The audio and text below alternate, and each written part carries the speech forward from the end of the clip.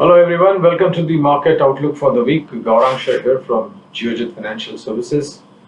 Uh, this Monday afternoon when I speak to you, there has been a little bit of downtick in the markets, though the downward move that we saw in the first part early trading session was a little bit deep in the red, but as we have progressed and coming towards the close, markets did see a little bit of recovery. And as I speak to you, Sensex is down close to 200 odd points, somewhere close to about 65 odd points downtick on the Nifty spot, and there has been some buying that has come in at lower levels.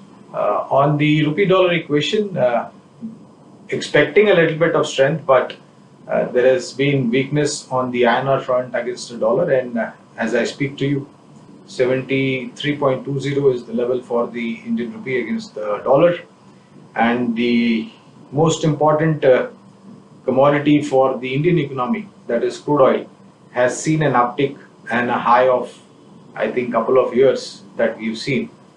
Brent is trading somewhere close to about $73.25 a barrel, and NYMEX is trading at $71.20 a barrel as I speak this Monday afternoon. If you recollect our last week conversation, the view was that there was a new high possible on the Sensex, though Nifty had made an all-time high. Sensex was approaching towards that, and last week we did see Sensex not only reach the all-time high but also make a new all-time high. And my view was also that I shared with you, friends, that once we make that all-time highs, every time that we've seen, if you recollect on the history, once that all-time high is made on the Sensex and Nifty, we see a little bit of consolidation, profit booking, brief period of sideways move, and that's what exactly is reflecting. We have virtually seen the curtains downs for the fourth quarter earning last financial year. And to conclude the fourth quarter earning last financial year, well, it has been in line in some cases, and in most of the cases, if you will, the earnings were above expectation, and we have respectively seen upgrades come in all those companies which have delivered better than expected numbers. And as I have been talking to all of you all and giving out our view as far as earnings is concerned, and like I have shared with you, I think my worry would be, not worry, but a concern would be the earnings for this quarter, first quarter this financial year, that is. Given the lockdown 2.0 or restricted lockdown or semi-lockdown, activities were curtailed, restrictions were put in place. So that could have an impact on earnings front as well. The most important factor that I would look into is the financial earnings, that is banking and finance. What is the trajectory of the gross and net NPA level, provisioning, run rate in terms of recovery of principal and interest. I think that these are going to be the broad parameters, and according to the verbatim that has been shared, and of course the latest commentary from the Honorable RBI Governor when the credit policy was unfolded, well, concern is there, but the impact is not going to be as severe is what my understanding is, and I hope I'm right on that. Minus that, I think you will have positivity in terms of numbers for IT, pharma, metals has been buzzing along with steel. So these two commodity plays has been hogging the limelight, and I think they will continue to deliver in the run rate as well. Not to forget, we've seen price hike for cement bags as well a couple of months ago, and very recently we saw price hike formed by steel manufacturing companies on both flat and long products. So realizations is likely to improve, and operational efficiency, optimization, cost optimization as far as input cost is concerned should also impact profitability as we go forward from here on. Autos could be one particular sector wherein there could be some negativity given the lockdown. Dealers were shut us down. There was month on month disappointment as far as sales numbers are concerned. But expectation is that as we go into the unlock 2.0 and as more and more restrictions get lifted off, subject to provided conditions approve of those lifting of restrictions, there should be picking up of activity in the auto pack as well.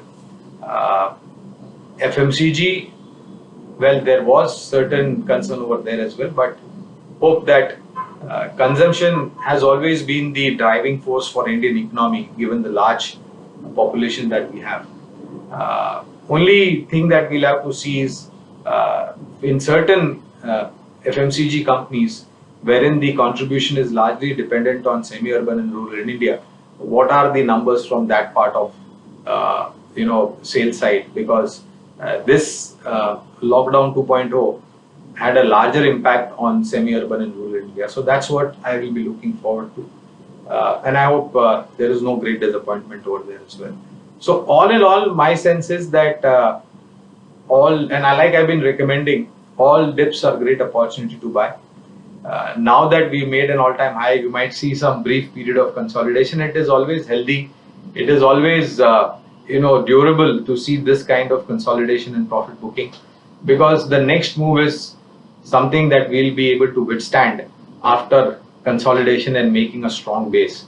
So the more time we spend in these zones where we are trading on the Nifty spot and Sensex, I think it will make a strong case for the next up move. On the monsoon front, friends, when I spoke to you last, after that there has been great progress as far as monsoon is concerned. It has virtually reached all the parts, or within the next 2 or 3 days we will have monsoon covering pan India, and this is much ahead of the schedule than what was told to us by the Met Department. And the verbatim that was given, that it would be a 98% long-term average monsoon for the third or the fourth consecutive year.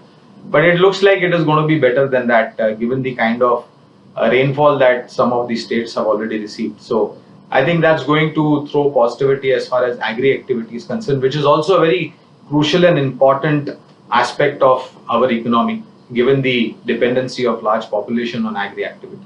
So spread of even monsoon pan India can also throw up positivity in the progressive numbers as we go forward from here on, and the agri output is also concerned. Again, the joker in the pack remains to be crude oil, $73+ per barrel on Brent, and somewhere close to about $71+ barrel on NYMEX. And of course, not to forget, virtually an all-time high on per liter of petrol and diesel. I think this is something that we need to be a little bit cautious about, given the dependency of Indian economy on the import of crude that we do for our energy requirement. Minus this, well, I don't see any huge negativity. My sense is that data points on the macro front are going to be supportive. There could be concern in terms of news flow state-wise, just in case that third wave that we all have been talking about on COVID-19 front has to take an ugly turn. But like I've been mentioning, friends, it's all up to all of us. As individuals, I think we can contribute from our side by doing things which have been told to us to do by various states as far as standard operating procedure are concerned, or COVID appropriate behaviors are concerned. If we are able to behave ourselves, then my sense is that the severity as far as this third wave is concerned, as and when it comes, can be easily dealt with. And as we all know, all states have been preparing at their respective level to handle this third wave as and when it comes. But the good news is that most pan-India, we have seen some sizable downtick as far as new COVID cases are concerned. Casualties also have been on the lower side. Black fungus, white fungus that we've been hearing about, on that front as well, there has been some lower numbers. So, well, if the vaccination drive goes through in an overdrive, and if we contribute in terms of COVID appropriate behavior, then there could be a faster recovery that we can see, and that will come sooner rather than later. So overall, friends, my sense is that in terms of sectorial ideas, IT, pharma, metal, cement, banking, NBFCs, FMCG, autos and auto ancillary. These are the priority sectors to look at. And if I have to look at one particular, sector, especially given that construction activity is slower during monsoon, but if I have to reflect upon last year's monsoon, season and the offtake of cement bag numbers during those monsoon months, they have been better than what we've seen in earlier years. And my guess is that this year too, there is going to be a better offtake in terms of dispatches of cement bags are concerned. So cement sector is something that I feel should continue to perform well.